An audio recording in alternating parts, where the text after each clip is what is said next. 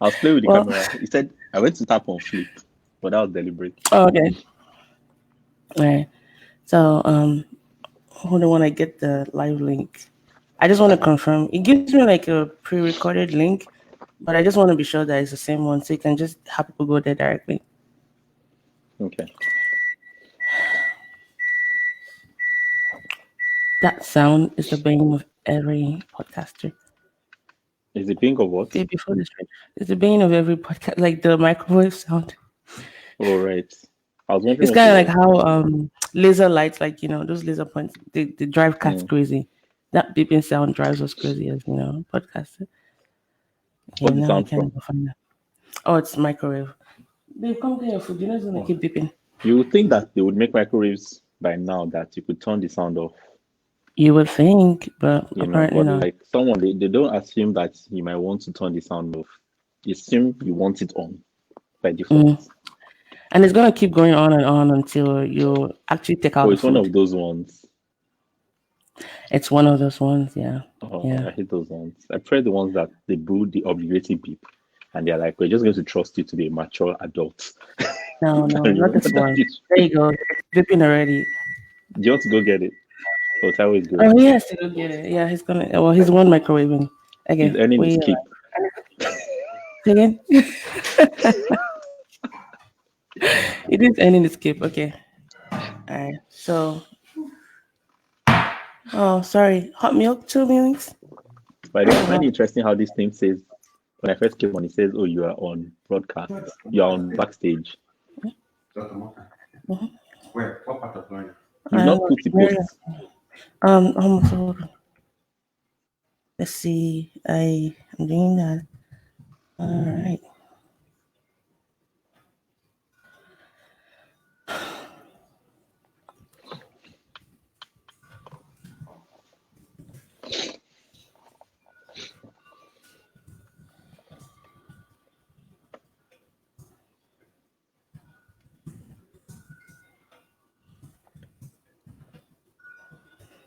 Yeah. So.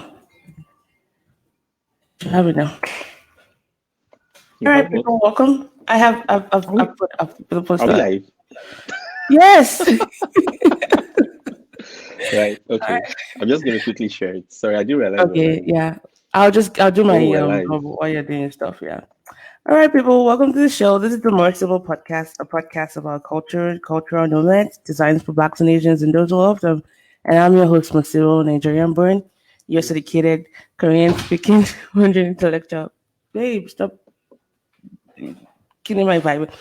Anyways, today I have a wonderful friend, an exceptional person on the show, and just a heads up, we have this weird thing with our friendship where we just talk about everything, usually going off tangent. So if that were to happen, just know that it's an attempt by two friends just to be as natural as possible. But we hope that you send me questions. Also know that I did warn that we needed the script to keep things. He did, and I told him he didn't need a script because I wanted us to be as natural as possible. So, anyways, I would like to just start by saying that I am really somebody that I mean, we go a long way. I met him in 2004 in medical school. He was a senior. It was 2004. That's when I got into Diarra. And I remember you always having baggy pants on, and there was always a book in your hand. Always a book in your hand. I mean, no matter where you were going. Were they whether baggy you were going pants to or I was thin? No, they were baggy pants and baggy pants and t-shirts. T-shirts that had like comical fevers or like a saying or something. Like t-shirt that you want to just stare at and just look at like what's on the spring today.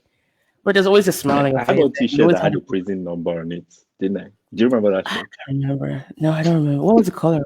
Was it the yellow one? It was from an aunt in the US and it was orange. It was basically like a prison shirt. And it had yellow? I don't remember if it had prison written on it, but it actually had a prison number. Anyways, it was my favorite shirt. He's I mean, like I said, he's just been a phenomenal friend, and I'll explain why. But let me just do a quick intro of him. He's a prolific writer, and medical doctor with specialist training in psychiatry. He has spent over a decade thinking, writing, and speaking about what it means to be human from various angles, including behavioral psychology, faith, and storytelling. It has been I just featured want to on say various. I'm never sure what to do with myself when this kind of thing happens. You're just supposed to stay still. See? I can't stay And still. bask in the ambience of you being, lauded in this way. Get used to compliments. It has been featured on various Nigerian radio and TV stations, on international media, including HuffPost, and been invited to speak at a TEDx. We share a mutual love for C.S. Lewis, Switchfoot, and I found out I liked C.S. Lewis before I knew he liked C.S. Lewis. The same thing with Switchfoot, so FYI. And we're so also very good at trying to find ways to be better at life. And Ayomide is someone that's really, really helped me. And to say that I'm honored to have him on the show today is not trying to, say that in a glib way. When I decided to go on a podcast journey and just launch a podcast, he was one of the first people I reached out to. And he drilled me with so much questions that, that helped me a lot to get out of my head, get out of my where, and just, launch it. And he was very good at that. So everyone, it's with great honor and just privilege to formally introduce my friend and my mentor, Dr. Ayomide Adebayo, to the podcast. Hello. Now, this is when you talk.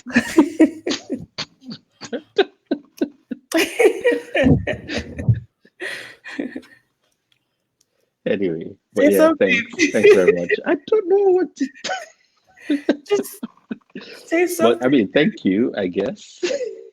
But yeah, I don't know what. Yeah, I'm grateful for your friendship, definitely. But you know that. You're one of my oldest friends, actually. Oh gosh, it's like age-wise. Yes, fine. Age shame me.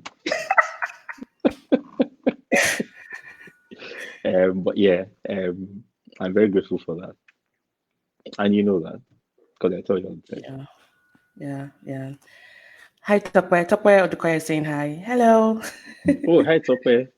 Yeah. That If you guys feels have weird because questions, I can't see you her. can, But like, see. you Yeah, can see but you can everyone, actually just see the obviously. comments. Yeah. This feels very. Yeah, this feels like this is almost like a conference where we're both sitting at the conference, except I can't see anyone because I'm sort of being made to back everyone, Yeah. which I know is what you weird. mean.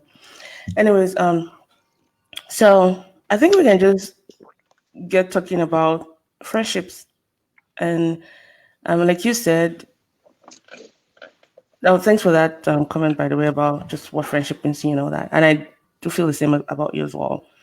And I like how friendship has kind of evolved over the years. There was like there was time that we weren't. I mean, you were in the background, but we weren't like chatting all the time and just No, being. there's like months or years. I think there's been years where we did. It's No, been there's years, yeah. actually never. There's been years. I know there was at least 1 year when the only time we talked was that obligatory New Year call. Oh yes. Remember the time we used to do the New Year call? Yeah, I really would call like wherever I was. There was one time I was actually leaving Vegas, coming back to Austin. As I was putting my stuff in the overhead, compartment. Your call came, and I was like, "No, I have to take the call. I mean, they could keep me off the airline right now, but I need to take this call."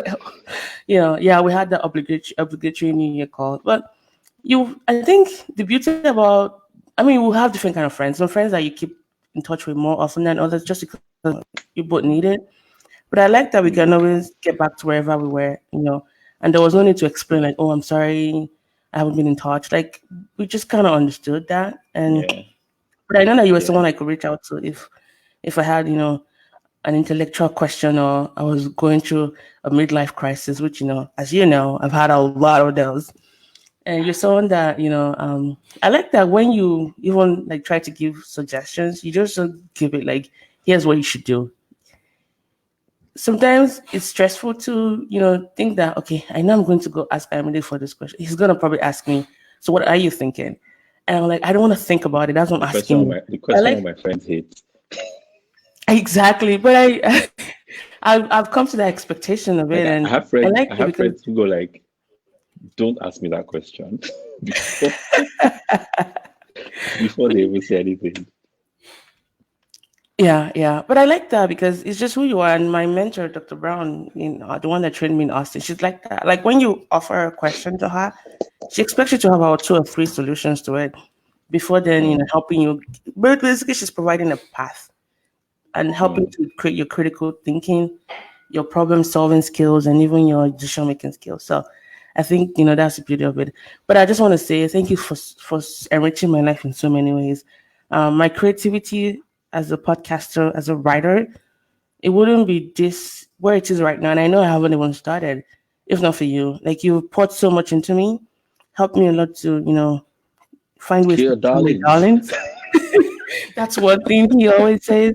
So I just want to say thank you for just being that friend. Like you genuinely want to see people like succeed and rise above whatever. That's one of the things I want to just highlight about you. So Thank you. If I was less dark, I would blush. But yeah, luckily it's covered. I say. So I think it's Corona now. I can't cut my hair, so now they've just wait, you can't do that yourself. Blocking all the blush. You don't know how to cut your hair yourself. No, I haven't learned it. Sorry. Taiwan needs to teach you. He's been doing that. He's never been to a barber since. I tried once, and it was so. The results were so traumatizing. I have never repeated it. Yeah, okay, so maybe we shouldn't do that. I'm sure I could learn it. It would require a lot of emotional. You can. You just need a tool in I your. need to heal. Will have help. My last.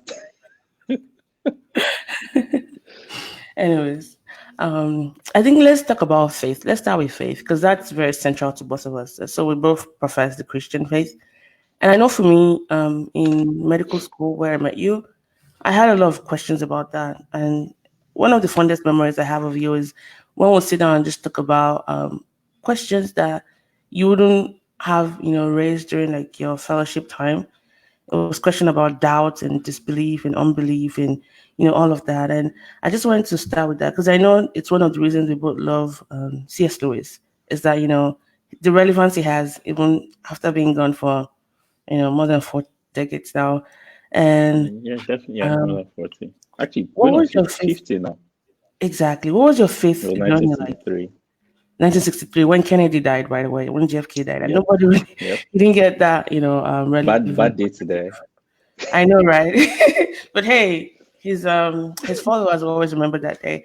But I'm just curious to know, what was your faith journey like, and what has formed you to the person you are today? It's, I don't know, books. I think I'd say books. If I was going to say one word, it'd be books, for sure. Excuse me. So like for me, it's like I can almost define like my Christian walk through books, pretty much. Like specific books at specific times that kind of help me just see things differently, I guess. But it's been, I don't know. I'm not sure I have a word to describe the journey as a whole. But like in my head, I think of it as like two, like, so there was a phase before when I was a kid, and because I grew up in a Christian home, and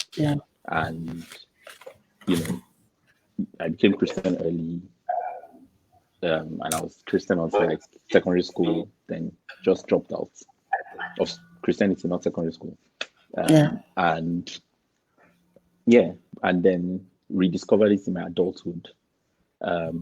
But it was different. It's like it was like it was. I think I would say it was real both times, but it was significant. There was a significant difference in quality both times, because I think the first one was, I really believed. So it wasn't like that thing where people say, "Oh, it's what you were taught."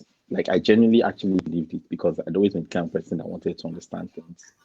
And me dropping out really was less because it stopped making sense, of which that was part of it. But I think it was just really mainly, I just didn't care. Really, it was more like apathy toward it than anything else, to be honest.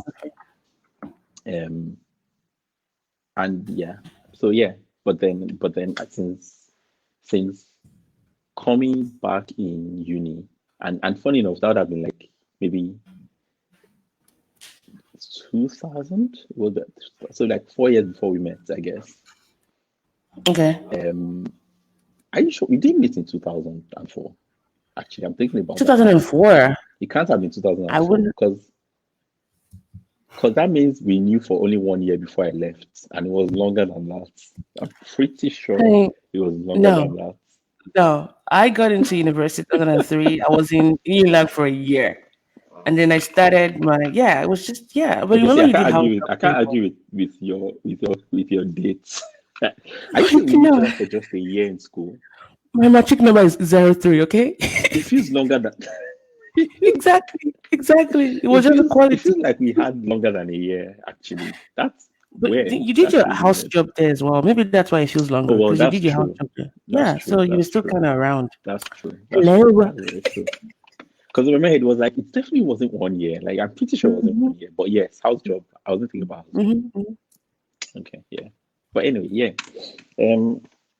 I think, yeah. It's been. I think mainly in uni was, I don't know. It's hard to describe it in a sentence, I guess. Like I could answer questions about it, but it's hard to. I would have to think about that. I've never thought about it actually. Like if I had to do an overview, what would I say? I do not have the words at the moment. Okay. But I think you also mentioned your grandpa as well, like being that one of those anchors of faith for you with the Bible he gave you. And I remember you did a post on Instagram about anchor of faith. That was more. My mom would be like number one person in that one. My grandpa was more. It was more in other things. It was in my ability to type. It was in my ability to read Yoruba, because give me the Yoruba Bible. Oh, okay. The Yoruba Bible did not contribute to my faith, contributed to my Yoruba. Interesting. We'll take that. We'll still take that. His library contributed to my faith, though, which is, I guess, indirect. But yeah, because it contributed to both my faith and actually, so like one of the books that I read that made me significantly question my faith was actually from his library as well. Oh, really? What book was that? Yes. Sojourner's Journey? I can't remember the book. I can't remember the book, but I remember the author. It was Robert Ingersoll. And it was, I can find the author. I can find the book. Because I remember reading Awolowo's biography. And Awolowo read the exact same book. And Awolowo actually stopped being Christian because of that book. Wow. And I remember reading the biography and thinking, whoa, I know this book and I understood exactly what Awolowo was talking about. But you still by the time I read the biography, I rediscovered my faith actually. So it was very interesting. I was saying that the inverse effect it had on you. It was more than 1,000 pages. I remember I was in like SS2, and it was this massive double columned 1,000-page plus book. It was actually 2 books in one. And I think the first book was about questioning Christianity, and the second book was questioning if the Bible was a document that could be trusted. And I read everything. That's how compelling the writing was. It was actually really good, right? The guy was a good writer. And I finished it and thought, yeah, you know what? This guy has really good questions and I don't have great answers. But they weren't questions anyone around me was asking, so I couldn't exactly ask anyone. And what brings me back to my next question is, so as you know, there was a time I struggled with my faith a lot, and you're one of the people that really helped me to know that it was okay to have questions about things you weren't, sure of, and that it was okay to question Christians. And I think there was that blog article you wrote about Kabiosi, thinking about how the way we think of God, like somebody that we cannot question. And in reframing my mind, I realized that a lot of the suppression I had about my faith that kind of made me want to start going the other direction was because I didn't think it was okay to, question some things. But I like that you're one of those people. Quick question. Yeah. Quick question. Some people are saying that they can't see the link of the yeah, I don't know. I'm not sure what's happening. The link? The video? So like I shared your posts. Okay. Sorry to cut in, though, but I shared your post and some people are saying they can't see the link. And I'm not sure what's going on with that. Let's see. So it's saying content is not available. I think it's a privacy issue. So you might need to set that post to public. Oh, okay. Sorry. That is so key. I can see it, but then I'm your friend on Yeah, Facebook, and I guess it's for people who are not your friend on Facebook. my friends on Facebook. I don't like how StreamYard does that. So I'm trying to change it now. Okay, I've made it public. Thank you for that. Yeah. If you're able to see that now. Yeah, apologies for that. And thanks for catching it because that's very important. We don't want to miss out on the Yeah. contribution. Because I saw a lot Yeah. of text coming in, and I thought they might be related to the video. So even though I didn't Okay. want to look at my phone, I was like, I'll just give No, it it's for a okay. second. It's okay. Anyways, Anyway, sorry, you I were just saying. wanted to say all of that to see if you could just say in a few words, like, why do you think that historically we've been, as Christians, we've been so this, I want to call it a lie, that we cannot question God or just, have questions that seem like we're trying to upset the apple cart. And just implication on that, on people that feel like they're living Christianity. And I have friends that have left because they feel like, the pastor isn't answering my questions and I Yeah. can't question things like that. So what can you say to encourage those that are on that journey to let them know that, okay, asking questions, number one, is not a test of your, like you don't have faith in God. If anything, you're asking more questions to kind of strengthen your faith. Sorry, just say if I'm looking at my phone, it's because of people saying they can't see video. You don't need to explain. Anyway, what? You don't need to explain. Just No. I just anyway, whatever. So I think it's weird to me. It's weird to me in a sense. It's not entirely weird because I kind of get it, but it's weird because so one of my friends who is not Christian, I will have like this debate all the time. And one of the things I say that she struggled to accept, but it's true, was that I actually learned to question Christianity from the Bible. Like I learned I was okay from the Bible, and not like from somewhere else. yeah.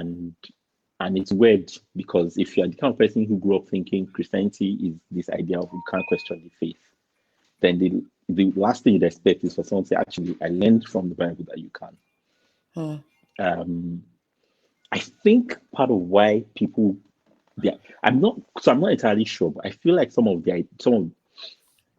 I feel like a lot of the idea that you can't question it comes from people trying to sort of, like power play type of The stuff. Martin Luther Like, people before Martin You said? Luther, hijacked the Bible well, and not just Martin Luther. So it's like it's actually it's a thread that runs through the history of faith.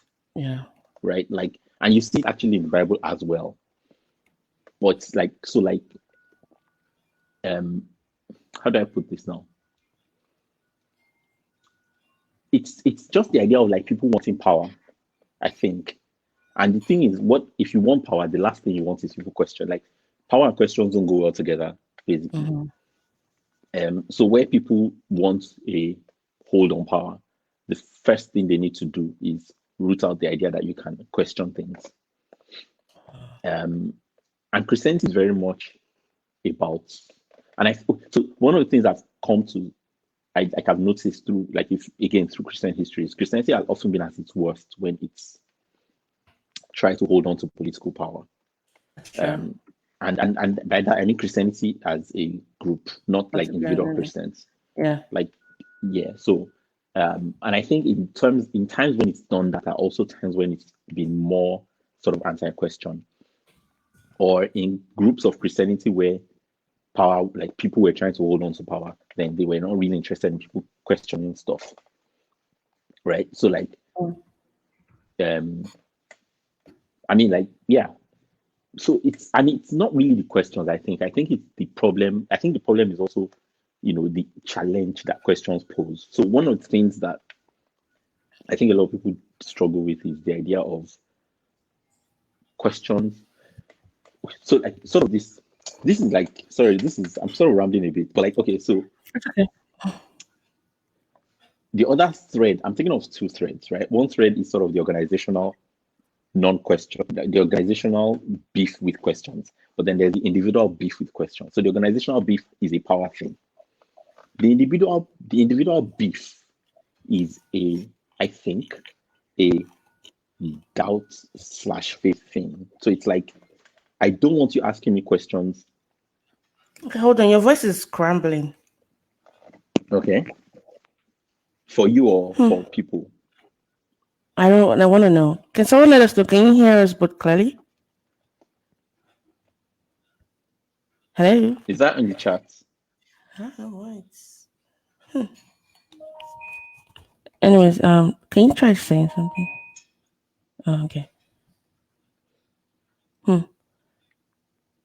Oh, now I've stopped hearing. You want to say something? Let me be sure. No, I'm not saying anything, so you can't hear. Oh. You can't hear me because I'm not talking. I was checking to see if anyone was saying it in the chat. Yeah. Anyway, Can someone let us know in the comment section if you can hear both of us clearly? You come off as garbled. you can hear me, right? Can you hear me?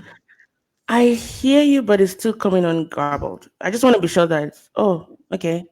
Anyways, you go on. I think they're both... Linda, thanks so much for letting me know that. I'm Patricia. Thank you so much. Be you. It's you, not me. It's always me. Is that like a reflection of our friendship? It's always me. Anyways, touche. Let me see if I can hold on. Let me get my earphones in my office, like the white ones. Let me switch out my earphones and see if they might be better. Yeah, might not work.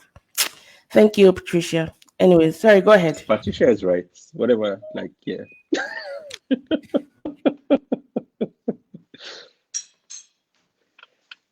So are we waiting for your earphones? Oh, you've got your earphones. The way you just took your earphones now reminds me of the no rush challenge. I can't hear you, by the way. I can see your mouth moving, but I can't hear you. You're on mute. I just realized you're on mute. You. All right. Yes, I can hear you now. I was wondering why I couldn't hear you, and I just realized you're on mute. Okay, so I'm keeping an eye on the chat now myself. You're on mute again. If that's deliberate, I don't know. You're on mute if you can hear me.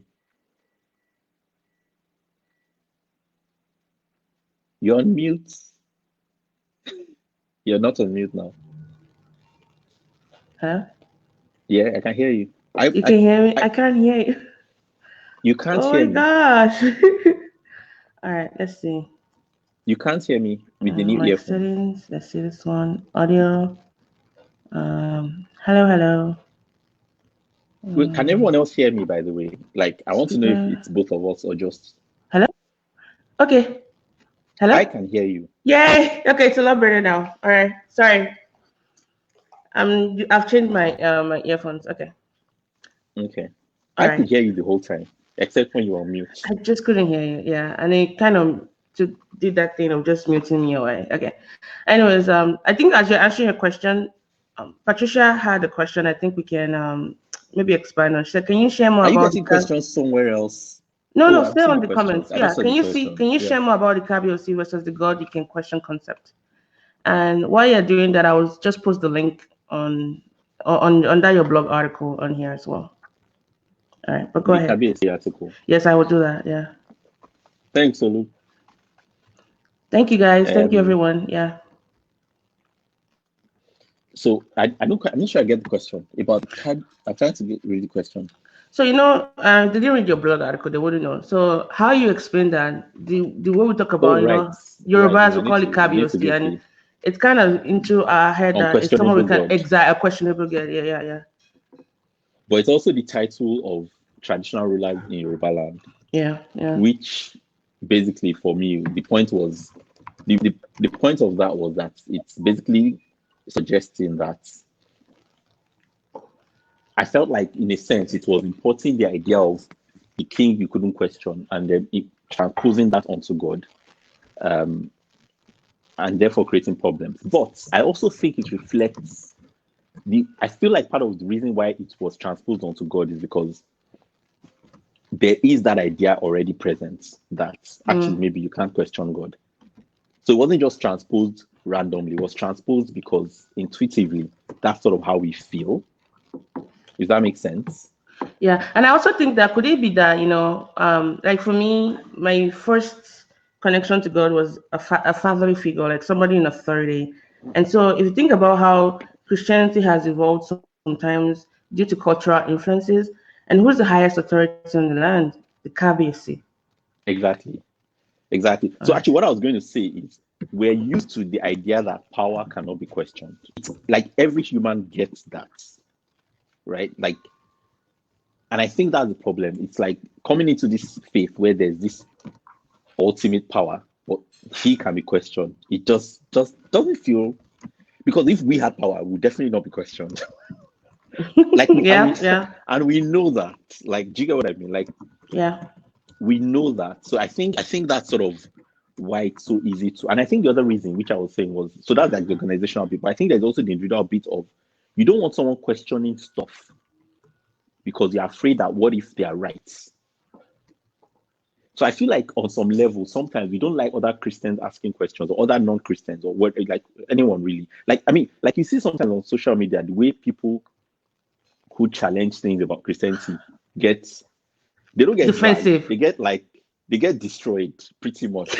And it's like, why is this such a big, like, why does it bother you so much that this person does not agree with you? Like, do you get what I mean? Like, we make it, I think that's why we make God in our own image, and we're limiting our understanding of God too. And that's like, and it was true reading and just understanding that I don't even know everything about God. I don't know everything about my faith, but I'm open to discussion.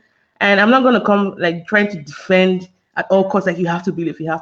I think that's the problem as Christians. And that's why I love the story of Job. Like, there's this part in Job where Job asks his friends and says, surely you are the wise ones, and your wisdom will die with you, which is like one of my favorite bits of sarcasm in the Bible. Die there.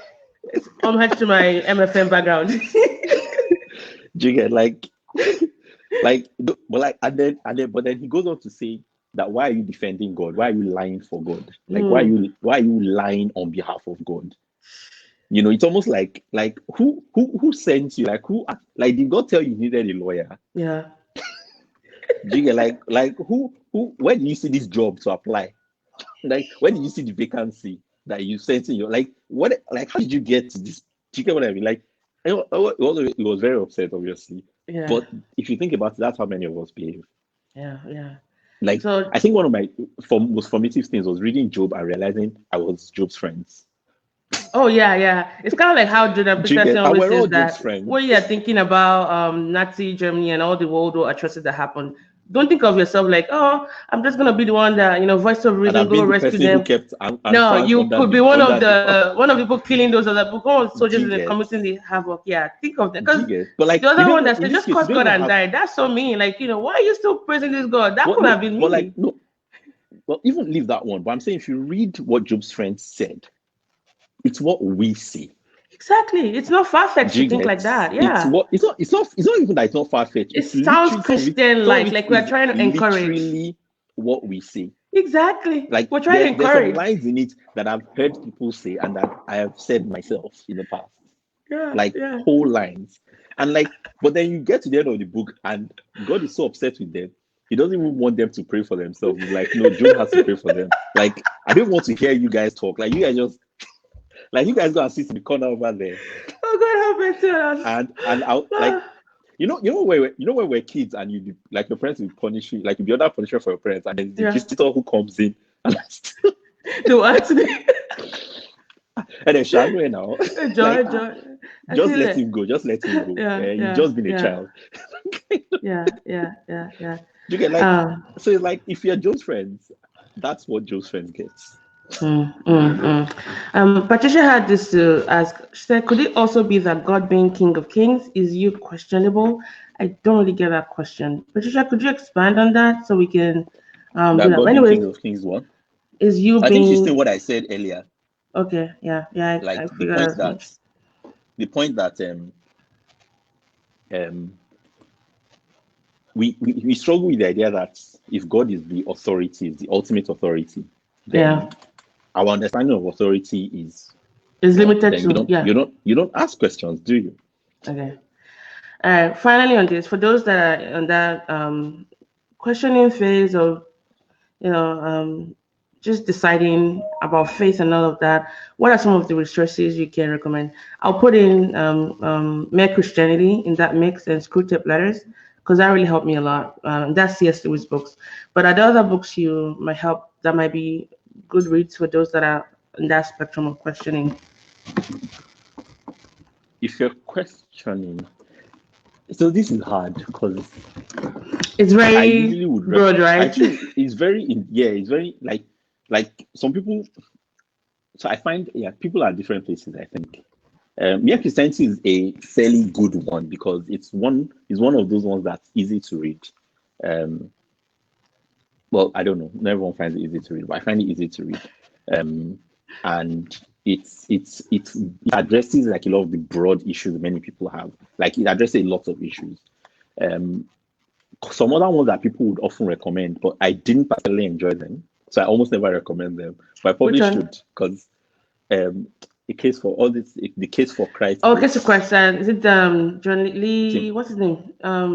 This. Well, there's the Tim Keller ones. There's the Tim Keller ones and there's the other guy ones. Yeah. I think Tim Keller ones is Tim Keller has one that's quite good. Is it Lee Strobel? Yes. Lee Strobel, yes. Yeah, that's Lee what Strobel is the journalist. So there's his books. Yeah. I think why I like C.S. Lewis is because C.S. Lewis writes very elegantly. And a lot of like for me, the other guys are just not as elegant. What's this? Life staples.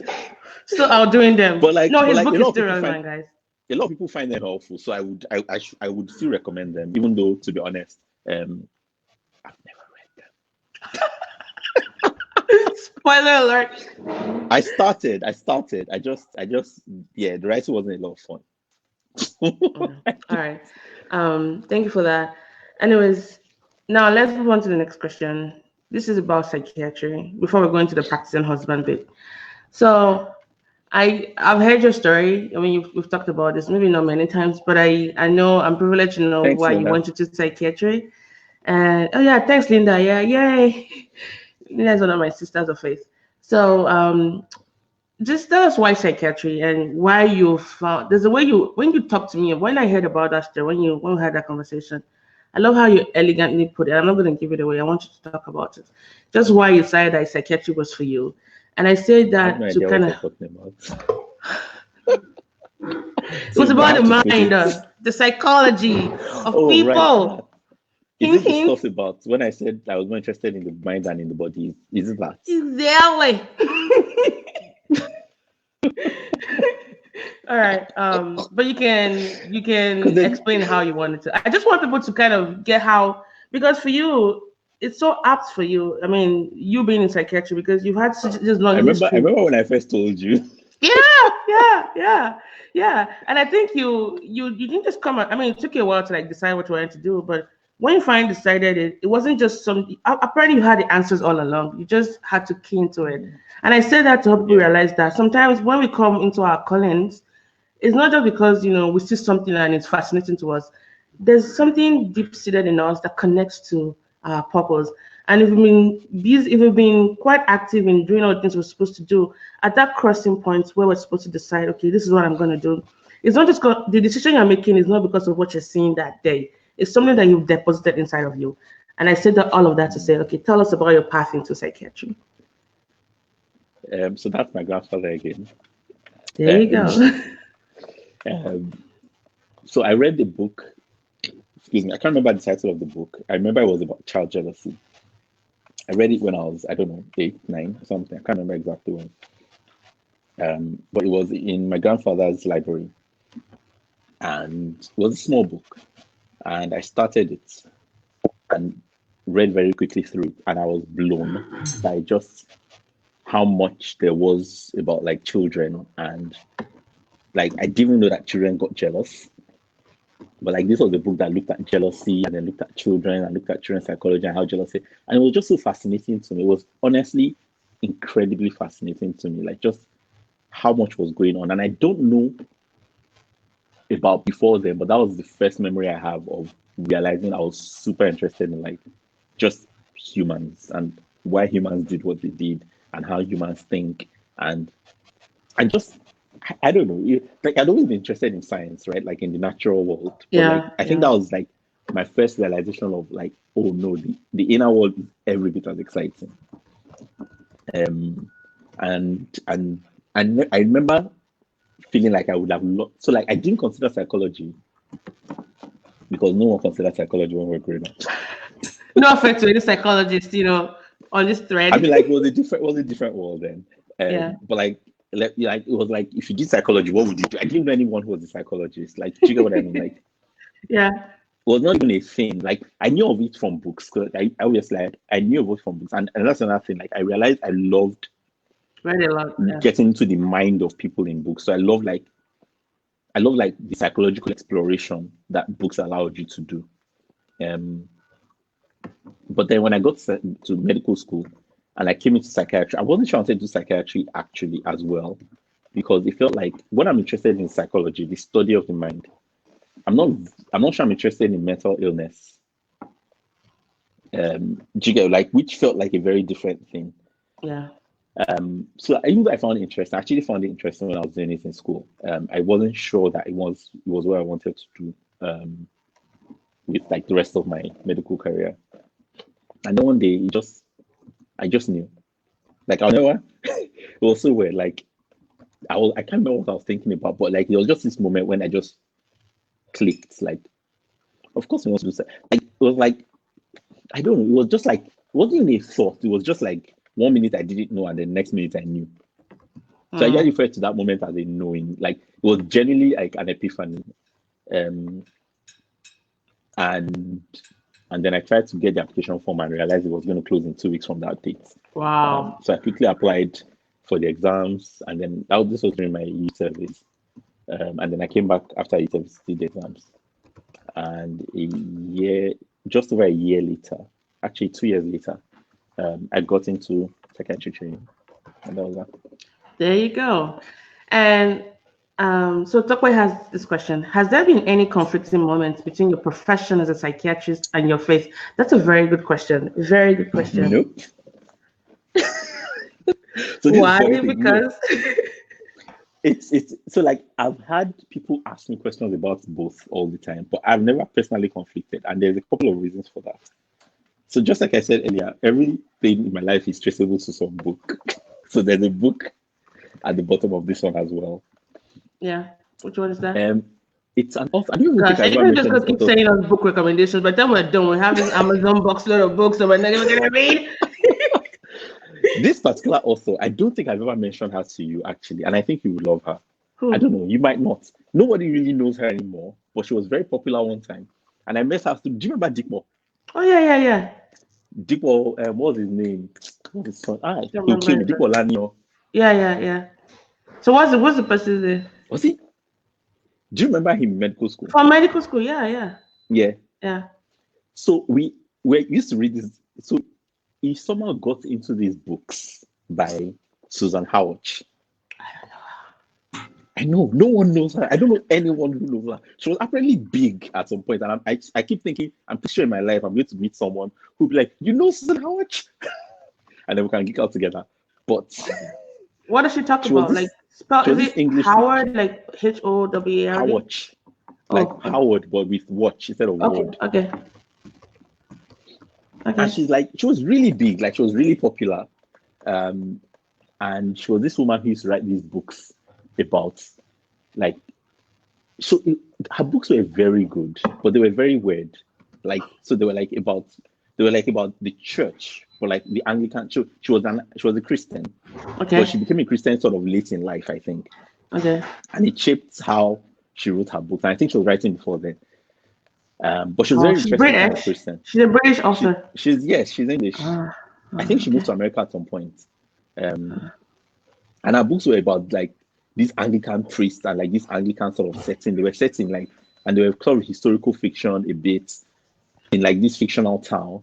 And there were these sagas, like they were like family sagas. Yeah.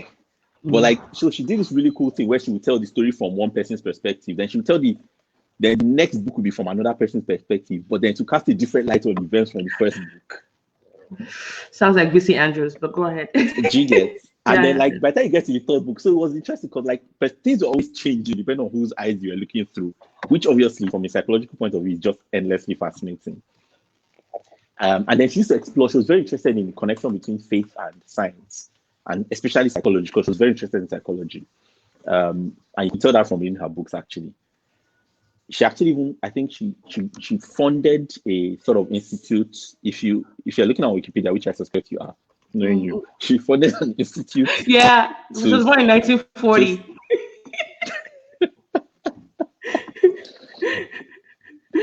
I don't know if she's even still alive, but she funded an institute. She's still alive. 1940. Okay. She's still alive. She funded an institute to study to support the study of connecting psychiatry and psychology and anyway, whatever. All of this to say, because I've gotten off on a tangent. All of this to say that one of the things that I'll never forget was a line from one of her books where one of the priests said to. So one of her characters was like this priest who was Christian, but was talking with like sexual issues like infidelity and stuff like that. Yeah. I don't know if he actually became unfaithful. No, I can't remember. Anyway, but like, do you get like, but that was kind of author she was. Like, she was very, she was like, there's language in her books for a Christian writer. Do you get like, she was not your typical Christian writer. Clutch your pearl, like.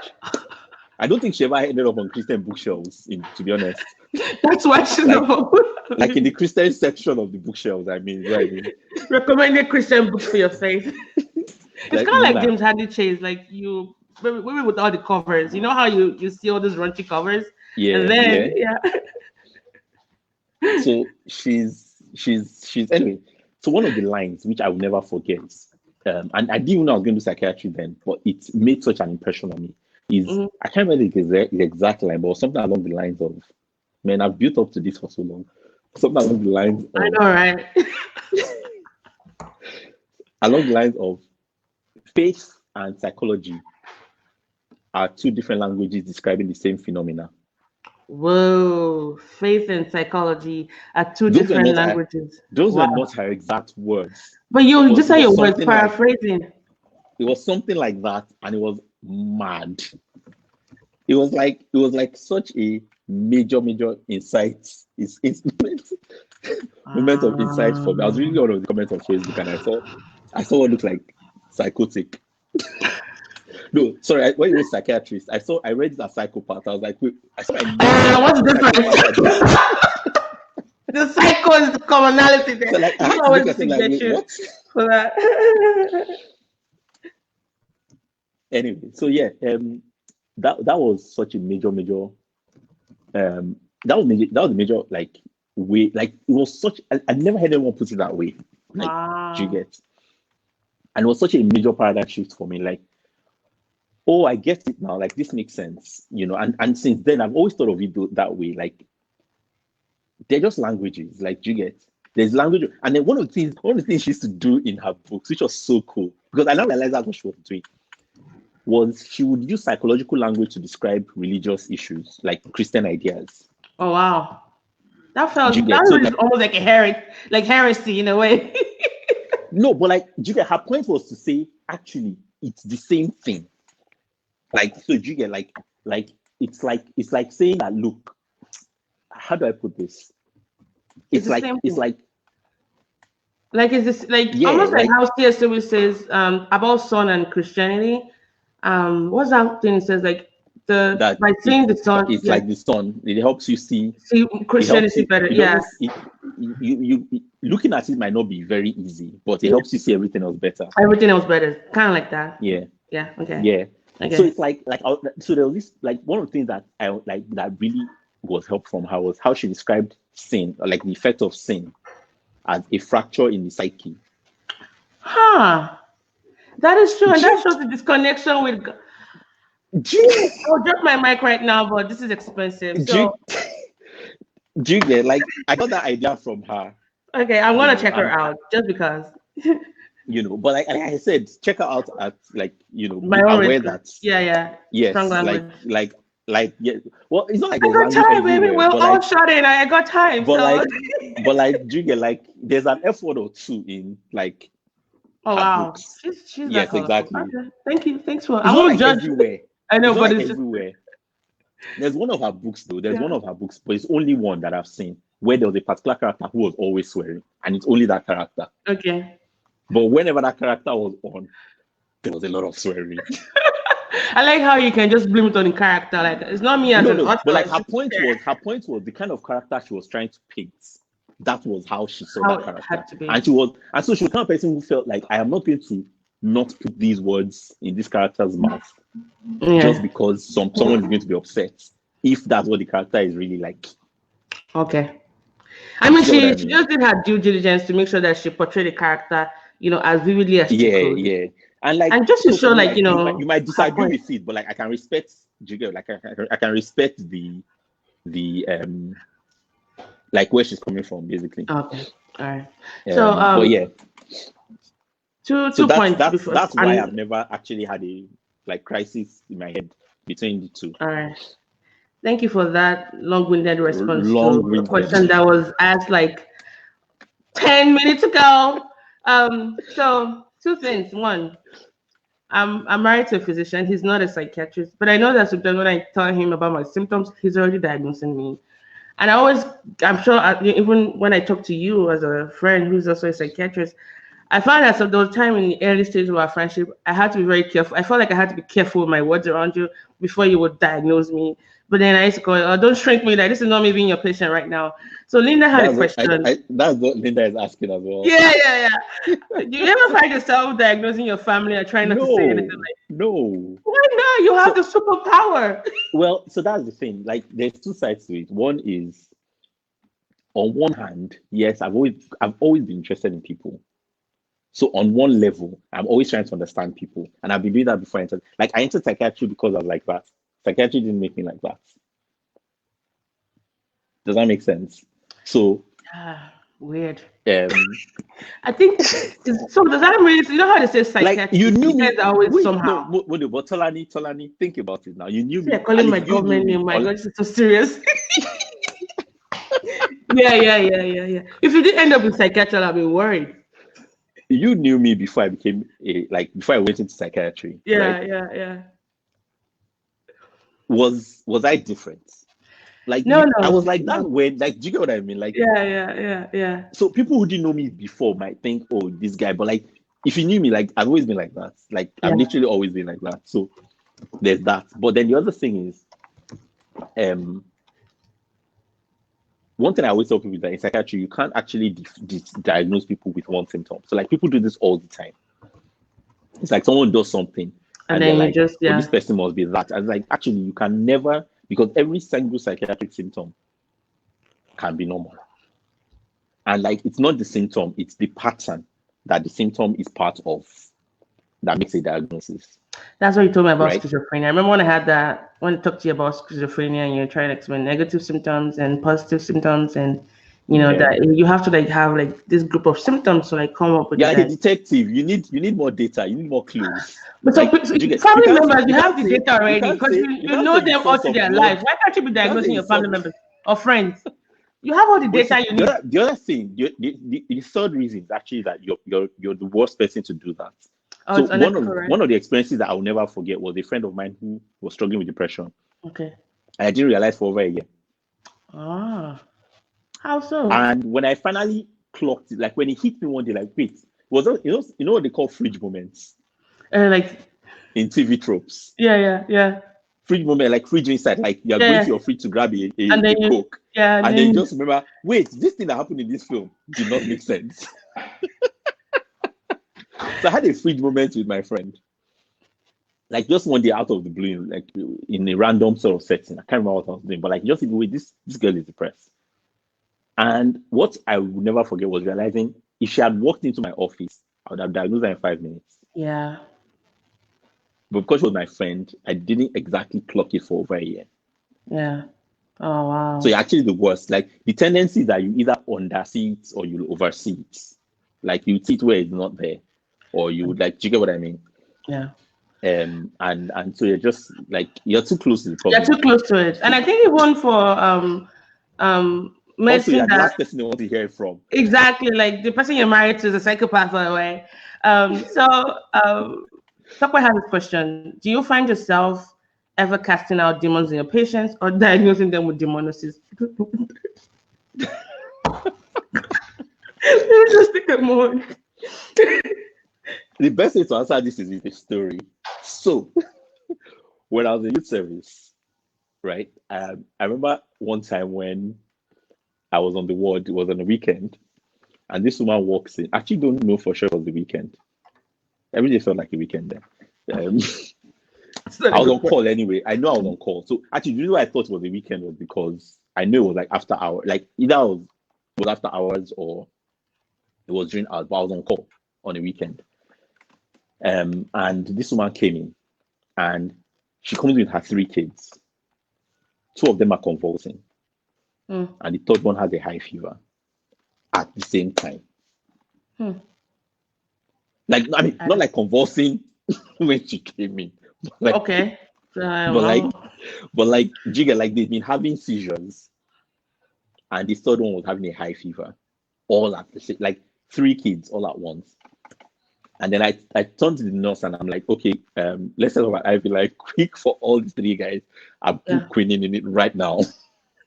Because it's malaria, maybe malaria, yeah.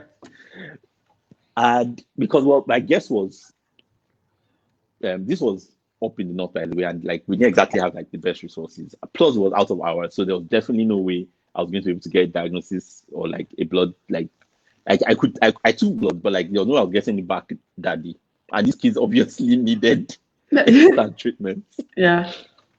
But my guess was the only thing that would affect 3 kids at once was likely to be an infectious problem, and the first infectious problem that would also be causing a high fever and epilepsy. Not epilepsy, but convulsions. Yeah, it's malaria. It's like there's a lot of other things, but like number 1 is malaria at the top of the list. I mean, we're in West Africa, so yeah, duh. Go figures, yeah.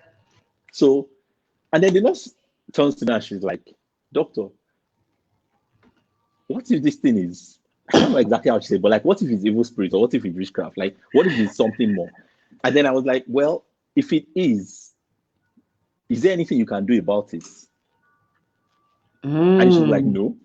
Then I'm like, so let's do what we can. And then we can worry about, possibilities and what ifs and maybes. Yeah. But like the first thing is to do what is right in front of you. So, to come back to, and then to come back to what Susan Howard said, that, a way we can think about it is that actually maybe faith, faith, the language of faith and language of science are 2 languages often describing the same phenomena, but because they are describing it in different languages, it's easy to think they are saying completely different things, even when they're talking about the same thing. Yeah. Another way to think about, now that's not to say that, demonic type situations are necessarily psychiatric.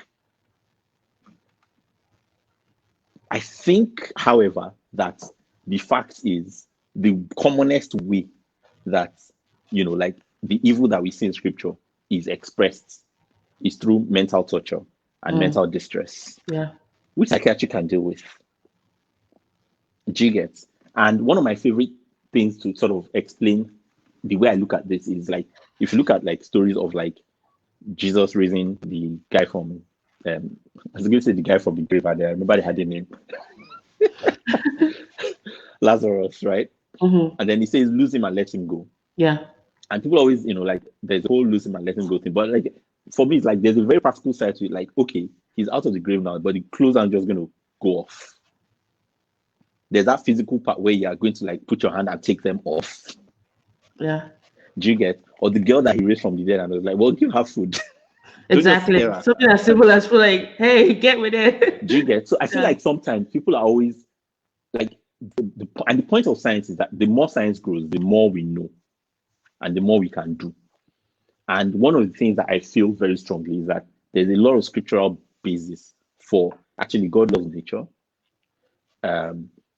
Like he made it, he thought it was good. Like when he was saying this is good, he was talking about nature. Yeah. Right? And now it might have problems. But the point was he likes this stuff. He likes matter. He likes atoms. He thinks atoms are nice. And he thinks electrons are cool. Do you get? Yeah.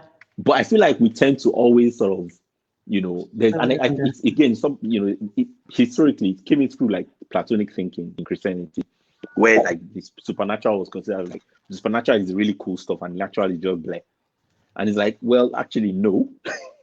and if you think about it, like the two most important sacraments in Christianity, baptism and Holy Communion, they're very physical.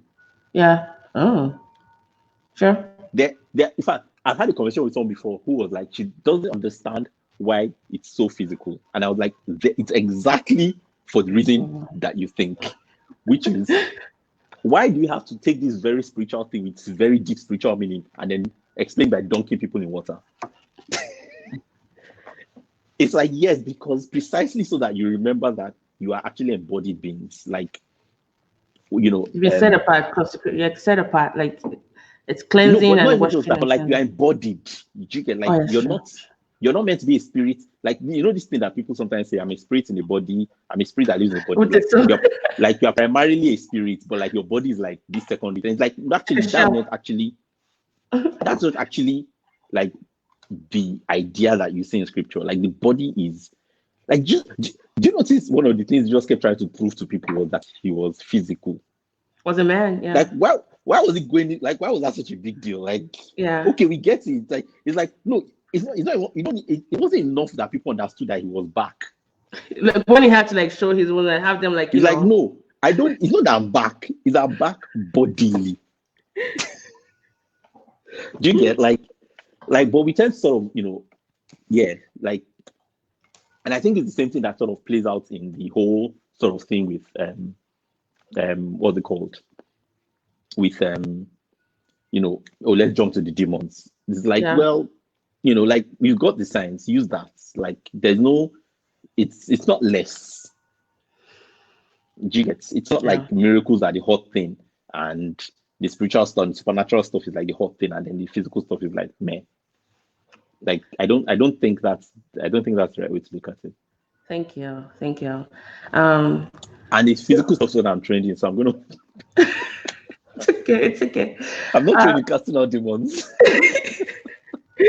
So I had a question for you that was gonna take us to the next part, which is like the practicing husband. So I know you moved to Scotland a couple of years ago, having to unplug yourself, your familiarity, and start a whole new life there.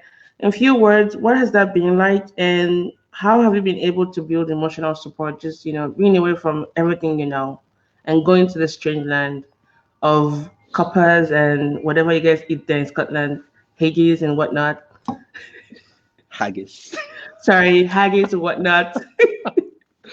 Shepherd's pie. That's been it's been interesting, to be honest.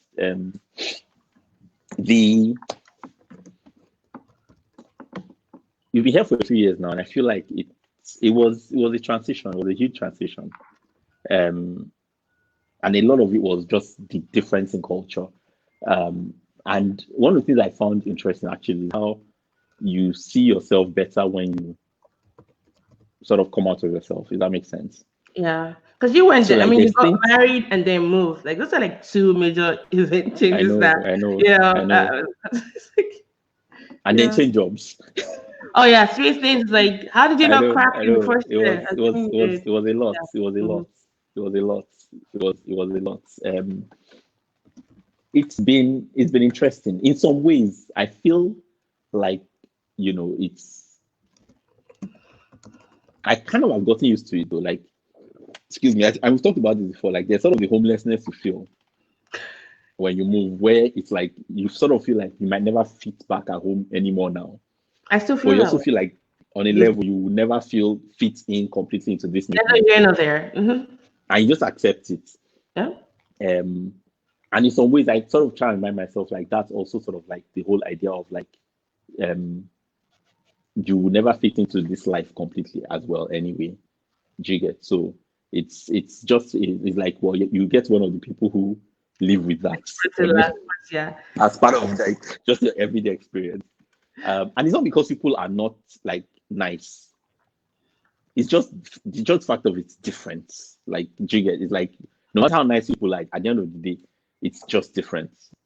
right? And that's just a thing you're gonna have to live with.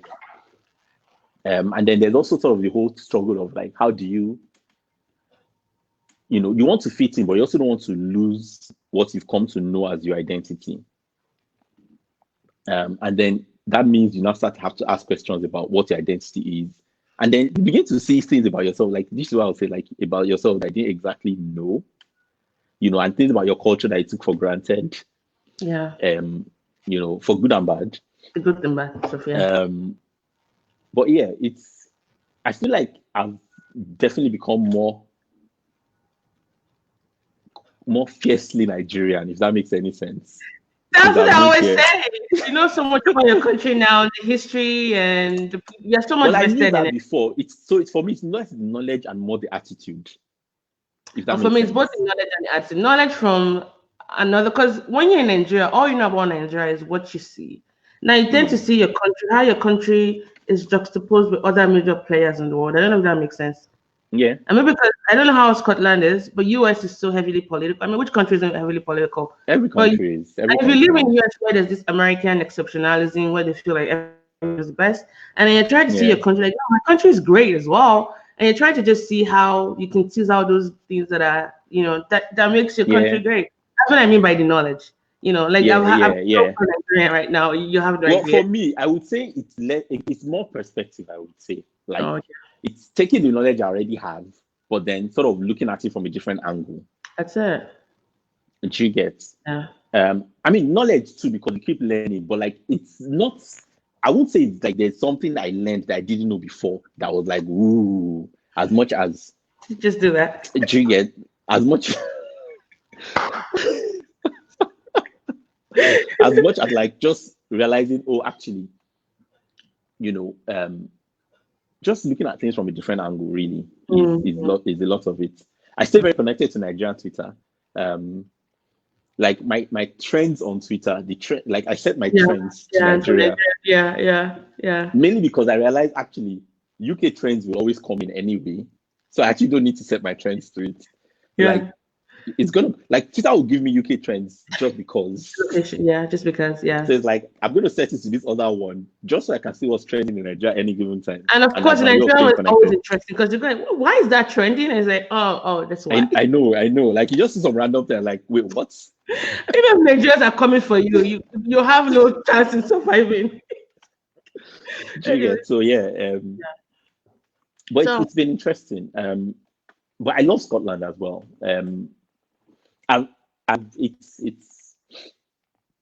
It's been interesting to like explore like new food, different culture, different way of being, and then to begin to see, and because I love contrast, like I love contrast so much. And one thing I learned from C.S. Lewis was the value of seeing differences as just that, differences, but like without trying to hierarchy. I'm not sure what the word would be here. Hierarchize. Sort them out in hierarchy. How about that? Let's keep it simple. I want a noun. Don't break my internet. No, not a noun. Sorry, a verb. Someone should help us out with that. Hierarchize. Hierarchialize. Hierarchialize sounds about right. Anyway, but you get what I mean. And that's something. And G.K. Chesterton has a quote like that I really love, and I've thought about it a lot since I've come here. I don't know if I've shared it with you before. It's one of my favorite quotes. Which one? This is not the exact quote, but this is it as I remember it. Any lack of elegance in this quote is entirely my fault. Are you putting a disclaimer out? Okay. So G.K. Chesterton said, "There's nothing wrong with thinking a man funny because he's foreign. Oh yeah. The problem is thinking him wrong because he's funny." Yeah. And I love that quote so much because it captures, I think, a lot of why we are where we are today. Like the problem is by the time when someone thinks you are funny because you are foreign, you find it hard to laugh because you are not sure if by funny they mean wrong. That's it. And the context. The truth is, if you can get to the point where there's enough trust that you don't think I'm wrong, you just find this difference interesting, but like in a good humored way, But like, I think some of the problem you have, and again, this has to do with what I write a lot about humor. And one of the things I've come to learn is like humor requires trust. Humor cannot work in the absence of trust. Like humor requires context, but the first context that humor requires is trust. Yeah. That we are laughing at the joke, not that I am the joke. Okay, trust me with that. But laughing. Do you get? Laughing with me, not laughing at me. like the joke is something that is not me. Yeah. And sometimes the thing is that sometimes people laugh at it, and sometimes people. The funny thing is, there's why people are laughing at you, but there's why people think they are laughing at something that is not you, but they don't realize it's part of you. Oh yeah, like it was your mistake or something. Yeah. No. End up so being it's like someone laughing at like an African country, for instance. Oh yeah. Do you get like that's really very obvious one, but like there are more subtle sort of things where subtle ways, yeah. Sort of, do you get? It's like when someone makes fun of like say Serena Williams, and like it's fine, you can make fun of Serena Williams, but then there's part of me that's thinking, are you just making fun of Serena Williams because it's Serena or because she's black?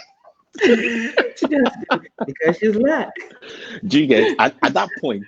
Because that's the why. Then you're low-key laughing at me too because I'm black too. Like, do you get what I mean? Yeah. And you might not be aware that you're laughing at me, but that doesn't change that.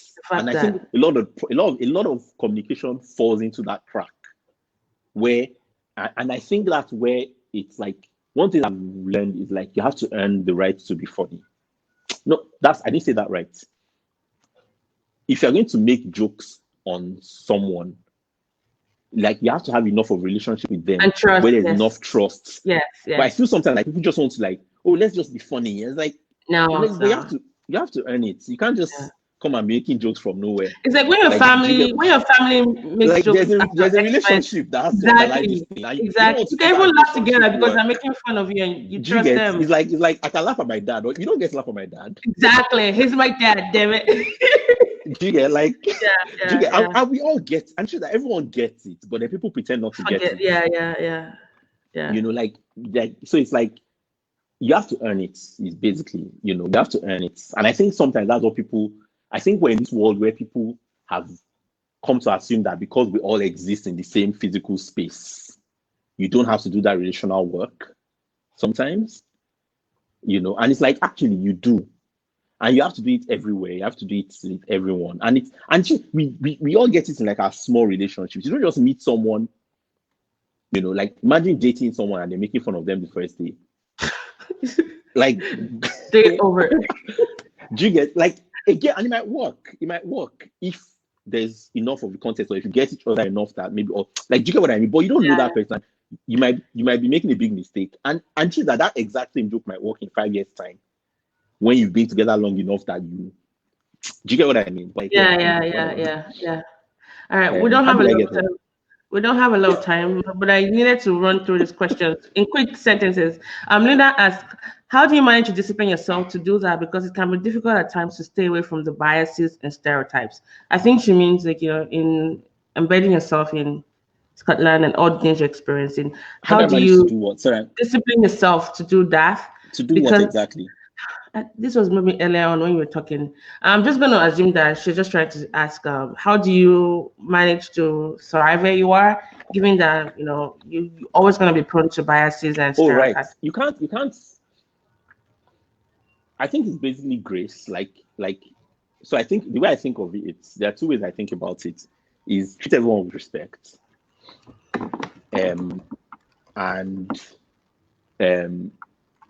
be graceful. Be gracious. It's like graceful sounds. Like what gracefully? I'm the last thing from graceful, physically at least. You klutz. Klutz is exactly it. See, like there's something that can break. That's a trust. That can break. That's a trusty joke right there. If Ayomide will break it, it's a question of when. Anyway, but yeah, I try to treat everyone with respect. And the way I always think of it, there's a basic respect I will accord everyone because they're human. After that, you earn it. But there's a basic respect I will give you just because they're human. and you don't have to earn that, right? And I feel like the more I've grown, the sort of higher that amount of basic respect has gone. So actually, like me coming to realize actually that respect is more than I thought it was when I first started trying to practice that. But then the second thing is also like treating, like being gracious with people, like, and gracious for me means, thinking the best of people. Like if someone makes a mistake, so the way I think of it is, if there are two ways of looking at what if there's a good way and a bad way of looking at what you did, in the absence of proof, I will choose the good way. Mm-hmm. Do you get? I'll be aware of the bad way, but you see the good. Yeah. But I will try and choose the good way, and that's harder than it is, and I don't always succeed at it. But like in my head, that's sort of the ideal, and like, so sometimes I'm already sort of looking at people like in that, like, oh, this person did this. But then I'm like, and like I try and catch myself and be like, okay, no, you don't have proof. In the absence of proof, go with, the best reason you can for what just happened. Yeah. Like given that you can, given the known facts. Exactly. Until you can hear from the other person. But like, I feel like it's easy to default to the worst reason, and I think it's very easy to do, and we all do it. And that temptation is always there. But like, it's like a discipline to like actually, just go with the best reason you can in the circumstances and given the facts you actually knew. Yeah. Thank you for that. So one of the things I credit to helping me fit, when I say fit here, like I agree with your statement of having I need that to step off for a minute. Okay. I'll put it on mute, but I can't. Okay. All right. Is that when you move to a new place, you're trying to build just a semblance of what you've been used to, like the familiarity you've had, and hopefully you can add to that point of the importance of community, especially in fostering relationships and growing, knowing the lay of the land, and finding people who share the same or similar core values as you have. So I was just curious to know about your use of community in stabilizing or even enriching your experience in Scotland. And before he comes back, I just hope that anyone listening to this, you can, if you have time, go back and listen to a lot of what Ayomide talked about, especially on faith and finding purpose. And I really believe that to find our purpose in life sometimes it's not something we find while we're asking those questions. It's something we find by having done a lot of stuff way before. So I don't know if you heard my last question. You're muted. You're muted. You're muted.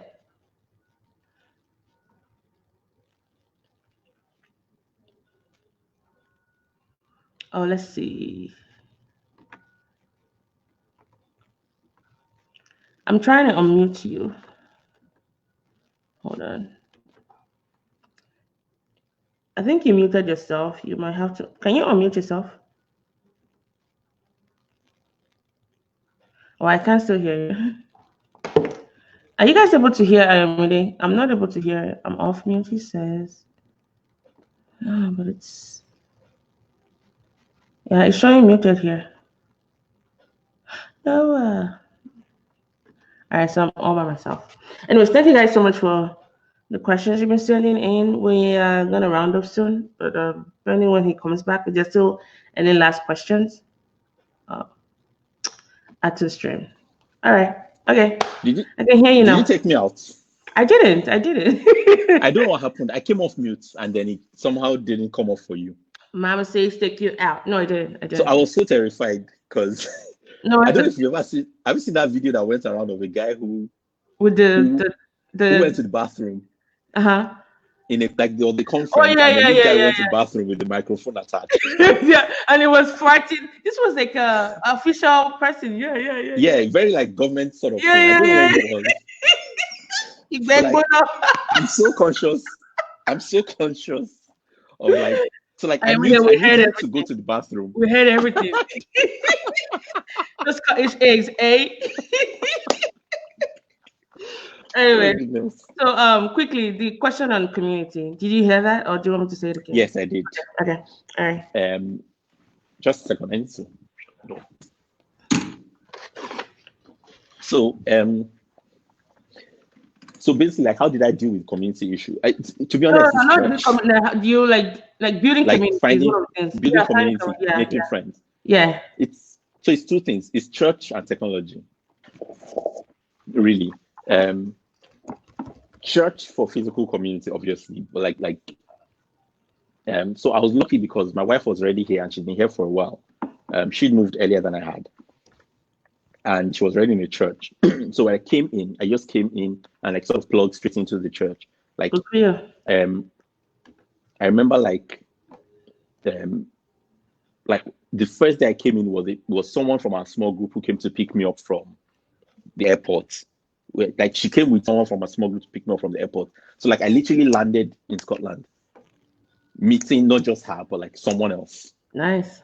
And like making my first friend, and then just from there, like just meeting more people, getting to know more people, and just really that's been like so helpful. So like I didn't have a lot of the lonely. I still dealt with loneliness, but like I think it was a lot less than it would have been if I had like just come on my own and like not known anyone. Like if you thought it was gonna be that, if you thought it was that bad, imagine how much bad it could have been. You get exactly. Yeah. So that was really, really helpful. And like most of my friends are actually still like from church, really. I've got a few friends from like where I've worked, but like it's mainly church. Okay. You said church and technology. I like that. No, that's what I said. I said church and technology. Oh, Jesus! I just saw you wrote psychology. Oh. No, it's technology. Okay, error on that. Thank you. Thanks for like so technology is like you now, for instance. Like that's how I've been in touch with you. Oh yeah. Like WhatsApp. What else would there have been? No, but like that's also been very helpful for me because like in my head, a lot of it has also been keeping in touch with like people back home. Yeah. And people in like all over the world, like my friends who from back home, but who are no longer back home. So like you, like other friends in US, friends in like all kinds of places as well. So yeah, it's because that's also helpful because every now and then it's like yeah, I'm in Scotland and I have Scottish friends and English friends and all of that, but like every now and then it's just good to hang out with like Nigerians and just be Nigerian. That's it. I know how to explain a lot of the quirks you have. Do you get? Because I exactly, like I feel like what happens with like relationships come with assumptions, and there's so many assumptions that you have with Nigerians that you can't have with like your Scottish friends. And again, it's not because of anything they are doing. It's just what it is. It's just what it is. Like do you get? Like they and they have to do with the same thing too. So it's just nice every now and then to hang out with people where like certain assumptions are firmly in place. Exactly. And you don't have to explain. Like we're just looking at one person that is like, right? Like you just like you just like, So it's very much that. Okay. So last questions now. So we're in the era of COVID, and for me personally, it started with just what the heck is going on. And I'm not going to go into the political aspect of it and all of that because that's such a whole lot of topic I don't want to go into. But I'm very saying it's really changing my mind in a way, and I think for the most part in a good way. And here's why: because I started at the beginning of the year undergoing surgery that meant me just putting everything down. Like I couldn't work, I couldn't do anything for like almost 6 weeks. And so starting a year in that kind of dormant phase, it made me think a lot about the concept of rest and just thinking about what really matters. And that's, a lot of things I thought were going to just die in my absence. Remember when I was in Nigeria, I wasn't even in the US when I had my surgery. So my work and things I was used to, I just had to put that on pause because the primacy right there was my health. And so when I started getting into that, because, I had 2 trips planned during this time, I'm not able to go to them. I had a lot of stuff like everybody else that we had to get to, but everything has to be a day. God just reminded me, and I remember how you began the beginning of the year. And when I came back, I was able to at least have a semblance of the life that I wanted, but at least, in better health. So my question is, while we're still caught up in this, being shut in, for some people it's a blessing. I think for most people it should be a blessing because I see it as a gift of just, reorienting ourselves. And for me, I have this idol of busyness. Like I try to be busy a lot to kind of like not have to deal with a lot of issues in my life, because being active is just like an idol for me. And God is trying to help me see the grace. Don't I know it? Hey, God is trying to see, help me, trash that out. And I won't say it's been an easy lesson for me to learn. So for people like me, and even people that might be listening to this, that I might not fall into that category, how do we get to that line of acknowledgement and gratitude? How do we not let this get to us and just, like it's gotten to me, I won't lie to you, but I try to like rise above that and think about, okay, be grateful, like this is a gift. Remember how you said, if I could have a week to myself, this is it, what are you doing with it, so basically that's my question. Well, so like I wrote something recently about like uncertainty and how so like, on history, the one on the history of the world changing and all that one. I don't know which one you mean. The Substack one. No. Okay. Oh no, not that one. Yeah. Just on like uncertainty being like there's a lot of uncertainty at the moment, and I think that's one thing that everyone's sort of struggling with. Like, no one knows anything.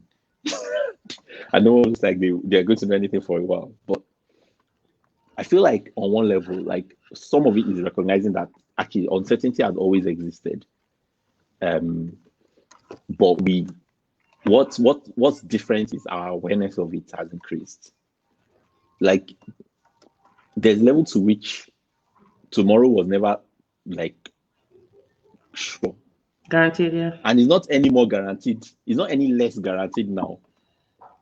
Sorry, it's not any more not guaranteed. Yeah. You get what I mean? Like the uncertainty of tomorrow is not actually greater than it ever was.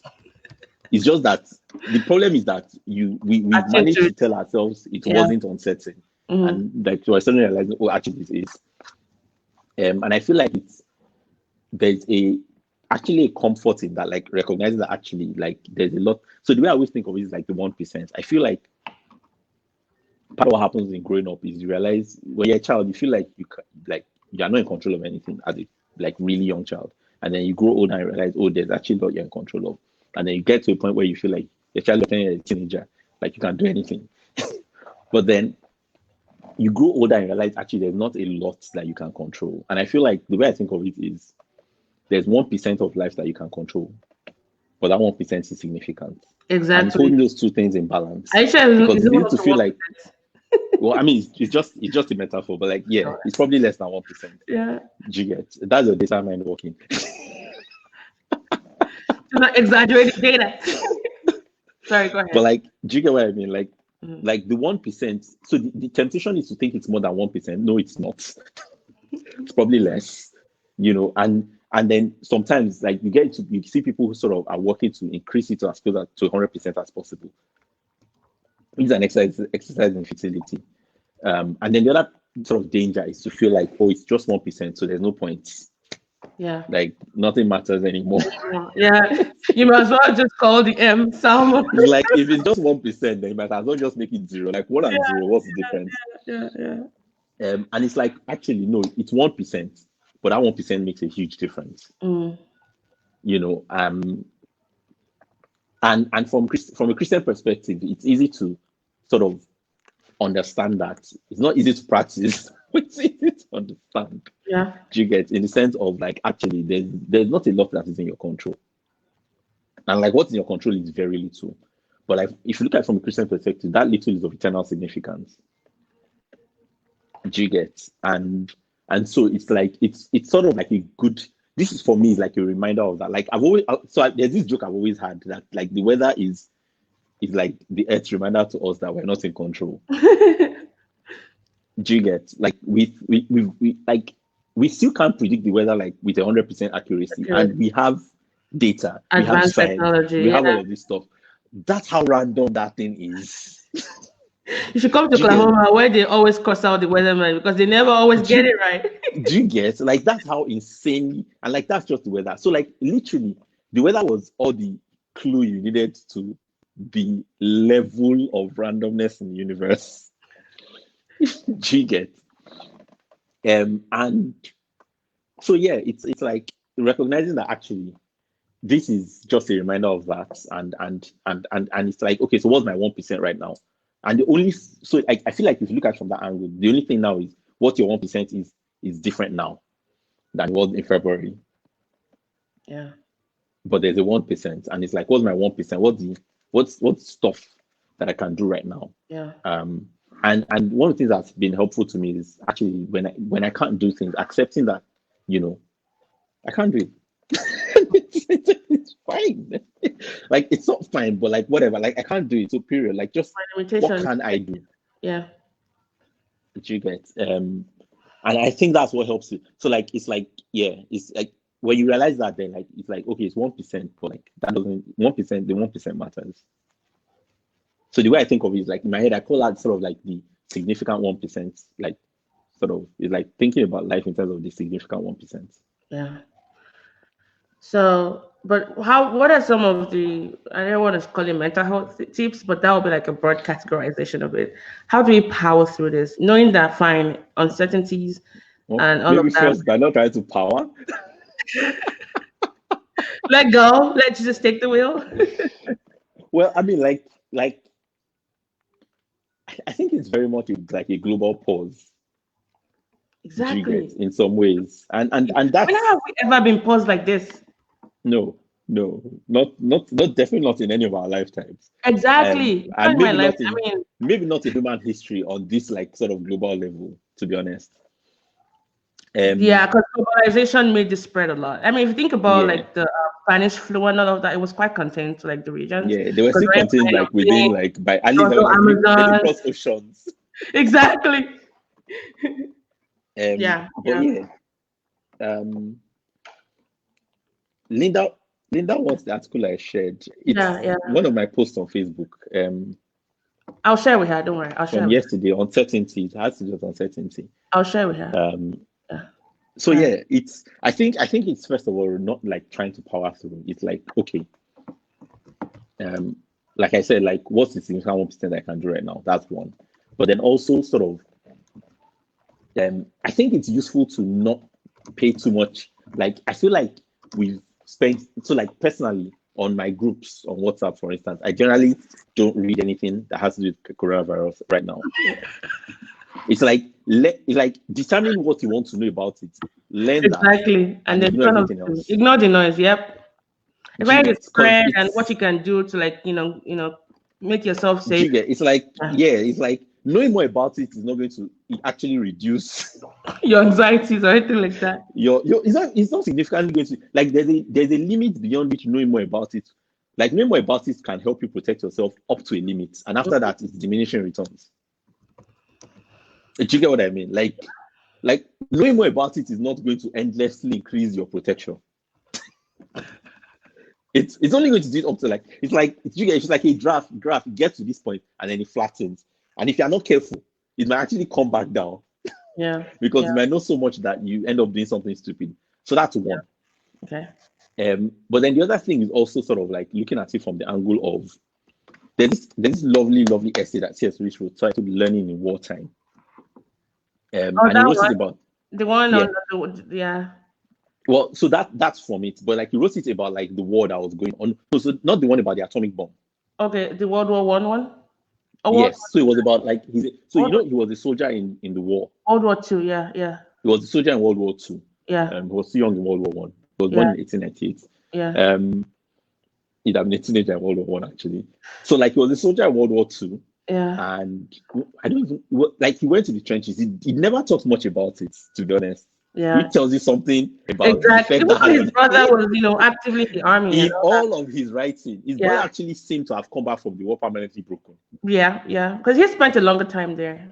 Did you get? He hinted at the war in his writing. He didn't talk about it a lot.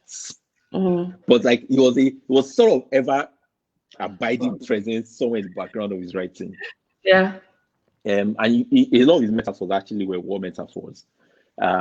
And it was like the generation they lived in, like the war was very much a very recent reality for them. And he wrote this article about the fact that actually in the time of the war, like there's the temptation to like, what's the meaning of life? What's the point of anything? Yeah. But it was like, actually life has always been in crisis. and humans have always created art anyway. So it's like, the world may end tomorrow, but if you have any art to make, go ahead and make it.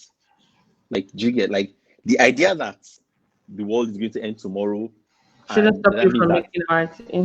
Do you get it shouldn't stop you from making art, because the world has always been potentially possibly going to end tomorrow in a sense, and like, that's apart from like the fact that there have been moments of real crisis, the time of the atomic bomb, the time of the plague, the times of the wars and the empires back in the like ancient history. Like, there's always been stuff, and people have just continued to create art in the midst of it. So it's like, again, it's like, oh, the world's going to end, nothing is anything anymore. You get, like, feel like those guys on the Titanic that are still playing like the exactly, like, in a sense, there's something to that as a metaphor for life. Like, you get, like, if the ship is going down and you can't do anything to stop the ship, and you can play music, you might as well play music. Exactly. You get, like, obviously, if you can do something to stop the ship, go ahead, do it. But like, after a point, when you finish, do what you can, and then go ahead and play music. Yeah. All right. You get, but like, freaking out and screaming at the helm of the ship is not going to. It's not gonna do any good. It's not going to pull it back. No. Thank you for that. So I mean, we've really talked a lot about stuff, and just rounding up down and just saying that I know that you're also very involved in mentoring and teenage mentoring through solid camp. I don't know if you're so actively involved in that. That's another area I wanted to highlight to you, that you not from here. There's only so much you can do from here. But I thought that was very neat to highlight. And I know you also have a birthday coming up next week, even though you hate me for saying this, putting you on blast. But happy birthday in arrears. In advance. That's I'm not hearing that until the day. So I know. Linda had a question, and I'm not sorry, Tara had a question. I think it's kind of I was going to answer Tara's question. Okay, can you answer Tara's question? So let me just read it for those that are not able to see the comments. So Tara is asking us this: what about integrating with other race in your community? Is the church the only place for you? So, well, I guess I probably did not mention this, but like, my church is a mixed church. So I my guess was, when I read about that, I assumed that I go to like a Nigerian church or a black church. Yeah, I do not. I go to a like, it's just all kinds of races in our church. So it's, because it's Edinburgh, obviously it's mainly white, but like, there's quite a lot of like blacks as well, like a pretty significant number of blacks. So yes, like the first person I said, the person who came and picked me up at the airport with my wife was white. Okay. I mean, in Scotland. Like, that was literally like my first friend. Like, what's the odd of that person being white in Scotland? I know, right? I don't know. So it's like, and I've got friends from work. Like, my friends from work are all white, because there's not that many black people anyway. But yeah, like, I mean, like, I definitely it's a bit less, because people are a bit less social here than like Nigeria. So like, you're not like, you get, like, how in Nigeria you can just get on the bus and just talk to, like, just not going to exactly. So like you don't have that sort of like friendship with your neighbors. No. But like, that's because of how it is here. Like, and that's like many people here. So it's like, I'm not unique in that. Like, you get, like, most of my white friends aren't really friends with their neighbors like that either. So but like, yeah, it's there's definitely like no like, yeah, I've got like friends from everywhere. Yeah. And I think another thing for maybe just to and mainly from church. Yeah. But yeah, the church is the main way I integrate in my community. I think that's the question she was asking. Yeah. And I think like, find out what interests you. Okay. Yeah. I mean, maybe because you like you said, church and then work, that occupies the time. For me, I like public speaking, so I give community through Toastmasters. You do your Toastmasters, yeah.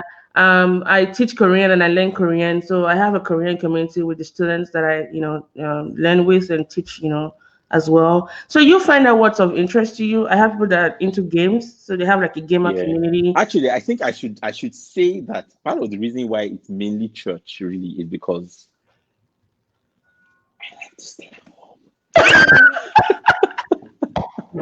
So to be honest, wait, are you an introvert? Get out. I could never quite answer that question about you because you're functioning. I think maybe an ambivert to an extent. I think you're an introvert with a function. I think I'm an no. I think I'm an introvert with an extrovert switch. That's it. That's it. You know how to Like so, perform. the way I think of it is like I have an extrovert nitro. Yeah. It's like in racing games how you have like nitro. Like if you charge it enough, Yeah, you can go at like high speed and then you for go like down a period, and then you can't do it again for a while until you charged. What'd you say? Keep explaining, I heard Captain you. Obvious. So yeah, it's like I think a lot of my, like even for church, to be honest, like there's times when I feel like I don't want to go and stuff like that, and like that's not so much faith as just like Ayomide. Just easy, yeah. Just yeah. But I make myself go, and like that's like my, like the bit where I sort of like discipline myself is like, okay, I'm just gonna go, period. Yeah. But other than that, like my interest, so like I've got like communities online I'm a part of because that's sort of more my jam. So I was part of a writing course recently. Yeah, and there was a UK, there was a UK cohort. So I'm connected with other people across the UK virtually. It was meant to be physical meetups, but then life happened. Thanks. But yeah, like so some of them are in London. If I go to London, anytime I go to London, whenever that's going to be now, I would definitely try and like connect with them. But like within here, like there's like the things I like to do is write and read. And like I don't need the community to do that. So this is almost like your jam right now. But like just this time, this gift like of being at home. self-isolation is basically like it's like all those people putting like you get it's like, oh right, so that's a thing now. How dare you guys call it quarantine? This is my life. It's not quarantine. So final. But yeah, that's just me. That's not like, obviously it's not advisable if you're not like that naturally. Yeah. All right. So even if you what do you think? And for those that are, because we've talked about your purpose and how you, not I won't say stumble into psychiatry, just how you, when you awaken to that. Stumble is right though. Yeah, but still though, like it wasn't just stumbling because you've done a lot of things that happened in your life prior to that moment of aha, this is what I'm supposed to do. So for those that are struggling with that question of what is my purpose on earth, in few words, how do we help them, or what are some of the things you can say to help them get to that point? I'm going back to that question because I think it's very important to know. I don't know. I would say stumble, really. Like, so here's why I like the stumble analogy, because I can't remember who I first read this from, but it's like someone once said you stumble into success, but you have to be moving to stumble. Ha! I like that. So yeah. So it's like you can't stumble if you're seated. Do you get? You can't stumble if you're standing still, and definitely not if you're on your bum. Like, do you get? That's like true. you have to motion. Yeah. you have to, like, stumbling requires motion, basically. Kinetic energy. So it's like, and I think that's like life. Like, you do what you can, but then like keep your eyes open as well. So it's like do what you can, learn what you can, but keep your eyes open. So it's which I don't think is like super profound or anything, but like, do you get what I mean? It's like, so like everything I know, for instance, like everything that I've really gotten into was a combination of me taking advantage of like what's in front of me. So like me getting into youth work and realizing that I love to do youth work was literally, I used to go for a youth camp as a kid, and then I finished medical school, and then the youth camp was still running, and like my mom just said, oh, like this friend of yours is coming for the youth camp. I was like, oh, that thing is still going on. When's the next one? Blah blah blah. All right. How do you join? I didn't know if I was joining. I was like, oh, when are they meeting? Like my mom was like, oh, they're having a meeting. So I was like, oh, okay, I'm going for that. And then I went for one. I was like, oh, this is fun. And I went for the next one. I went for the next one. I went for the camp, and then I did it for 10 years. There you go. And I think what it literally just started with like, oh, this is the thing. I can't do it. Yeah. And like, yeah. And I agree with that because I've seen that a lot when I read, autobiographies. I don't do a lot of people that have, when they define their success in your path, is whatever they found to do, their hands to do, and it's so biblical. Like whatever you find your hands find to do it well. And because that's when you're kind of building a lot of stuff inside of you that is gonna coagulate in a way to help you form your purpose. And sometimes another way is to have people speak truth to the power in you. Like, so before I even thought about starting a podcast, I had a lot of friends tell me, you need to have a platform to talk to people. I'm like, I don't think I'm that. I know you listen, you ask insightful questions most of the time. And so in having people around me speak that truth to me, I was able to like realize that, okay, I guess I could do this. And so two things. I think one, like you said, is just keep doing what you're doing. You know, whatever opportunities present your way, not all of them will be useful for you. Not all of them will, contribute to making you successful. But don't let those opportunities pass, because you never know just what you're gonna miss out on when you say no all the time. Yeah, well, and I'll add two more things. So I'll say sort of like do whatever you can, but pay attention to the effect of pay attention to the effect it's having on you. So for me, it's always been like I've done all sorts of random things, but then there were some things that made me feel alive, and I just did more of those things. That's it. Did you get? So it's like the reason why I kept writing, for instance, and why I've always written was because when I write, I'm happy. So like I just write more. Like do you get? The reason why I chose psychiatry was because I realized I loved reading about the mind, and I love knowing about the mind. And like doing my psychiatry training did not feel like work in many ways. It was so much like I was reading my textbook with like delights. How many people can say that about psychiatry, like delight? Do you get? But like if you enjoy a thing, like so like find out what you like, but then the only way to find out what you like is to do. So like sometimes people are like, oh, I don't know what I'm good at. So, like just don't forget what you're good at, just do anything. But then as you do it, like pay attention to like what do you enjoy doing, and then what do people say, and then that's the other thing I was going to say is believe what people say, because people that love you, that know you. So like when I say, especially like when I say believe what people say, believe the good things people say. That's true. Specifically, because I think with I don't think we need anyone to tell you to believe the bad things. We naturally tend to believe the bad things. Oh yeah. Which is weird, but like when people say good stuff, it's like, eh. Do you get? So it's like, well, no, like believe the good stuff, and pay attention to it and write it down if necessary, because you often will forget it. Which brings me to my next point: bullet journaling. Like you have guys, like this is one of the things that myself and Ayomide connect on, and I found that when the first time I put up a post on bullet journal, you were like, "Oh, you do this?" So I'm like, "Yeah." So that's another thing we found that we both had in common. And that's how you can track your present, order track your past, order your present, and what's that thing about the future? Predict your future. Predict the future. And no, it's not predict your future. No, it's not. It's what? Oh my gosh! How do they do that? So okay, track your past. I can't remember what order your present. There's a P word. I don't know. What? Plan? I don't know. Future. Maybe it's a P word. It's a P word. But anyways, writer Carol. Is it process? I'm sure it's no process. No, I think it's can it be planned? But anyways, yeah, writing stuff down. Like I cannot really emphasize much the importance of that. And that's because it just helps you. I think for me, when I write some things, most of the things I write down, it's almost like I'm a sorceress. I'm trying to like, in addition to ordering like whatever process I'm currently going on, I'm speaking life into my future. Sorry. That's it. Plan the future. Okay, P word. I knew it was a P word. So bullet journal is one thing that I highly, highly recommend, and I think it's so helpful because you go back and you're like, wow, I wrote this many years ago, and see it's coming, even maybe like months ago or 3 days ago, and it's coming into existence. So if you don't track it down, how do you like measure the effectiveness of your plan or things like that? So you can't. No, you can't. And I think it's also good for you mentally. And I know there's some you're encouraging. Like psychiatry, like from a psychological point of view, like you have two selves, right? Like you have your experiencing self and your remembering self. Yeah. And the disconnect between the two is where all your plans fall into. Yeah.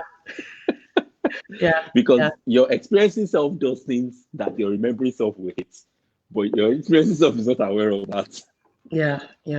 But basically, the point of that is writing is a way to connect the two. Writing stuff down, because your remembering self can then look at what your experiencing self is going through, and then that can help your then experiencing self in the future to hopefully take better decisions. Yeah.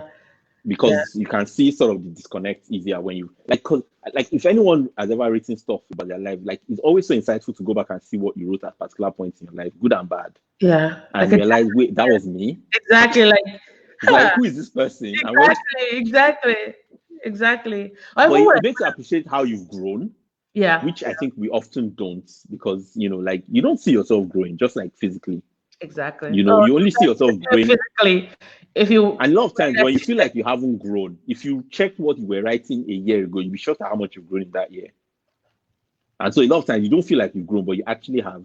And the reason you don't know is because you didn't record anything. Just like physical growth, you can only know you've grown if you actually measure it. But like if you're just looking at yourself in the mirror, you won't know. It might take a bit longer to realize. You won't know.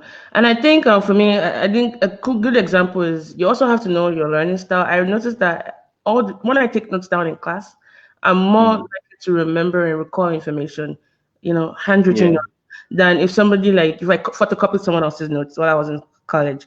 So that's when I started realizing the impact of just the brain, the mind writing connection. There's a connection that I always forget. Hand-eye connection. The hand-eye connection. I just made that up. No, it's not a hand-brain connection. More a hand-brain connection. But anyways, but I get what you mean. This is what I know what it is now, but I know what you're saying. And I know Ayomide wouldn't agree on some of the things that I do. For me, it works to have colors and your arty is fine. Like I love you with your flaws. Excuse me, you this non-friend series watcher. So anyways, just find what works for you.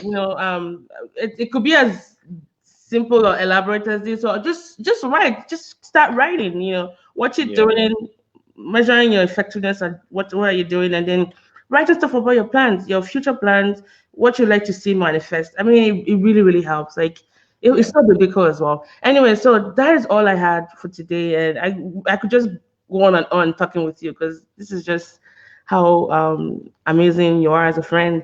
I can learn so much from you, and I like that sometimes our friendship, you take the position of a teacher and a stage, and sometimes you're the position of a student. I just like that we find ways to enrich each other, and I think that's how friendship really should be like. You have people that they see those things in you and they want to help you grow, and vice versa. So finally, I know you write, you do a lot of stuff. You also have your Rise Above It with Dr. Ayomide. Can you tell us where people can find you? And Being Human now. Oh, sorry, Being Human. Exactly. It's fine. And your I just saying that. And all of that. Yeah, that's true. DrAyomide.com basically is where you can find everything. I'm moving all my writing to DrAyomide.com. So no more Substack. It's going to be like so you can sign up for my Substack at DrAyomide.com. Okay. /newsletter. Okay. All right. And so it's easier that way. Okay. All right. And Twitter, LinkedIn. DrAyomide.com. Well, no, Twitter is DrAyomide. Anyways, thank you all for joining us today. This has been thank you, everyone. Thank you, Linda. Thank you. This is the longest live show I have done, and it doesn't feel like long. And I know I have to let you go. I don't know if that's a compliment. Like, no, it is a compliment. No, I could go on and on, but I wanted to be respectful of your time because I know you told me you had to be off soon. I've got to going on and on. It's so nice talking to you. Thanks to one of you who sent in questions, Linda especially, Tyra, every one of you, Patricia, for the questions. This is made for a more robust conversation. And also thank you to I feel like when we're done with this, I'm gonna go like, dang it, I didn't ask him this question. So it's probably gonna happen because that's the kind of brain I have. So I'm gonna have to bring you back again. But thank you so much and stay safe, and really, really appreciate your time on the show today. Yeah. Bye. All right, guys. Check out the website, guys. I'm gonna have a recording of this posting of this recording on there. And if you want to be on the show, like just talk about stuff, let me know. www.mosibyl.com. I'm on Facebook as Mosibyl, Twitter and Instagram as Mosibyl. All right, stay safe, guys. More out. All right, bye. Bye.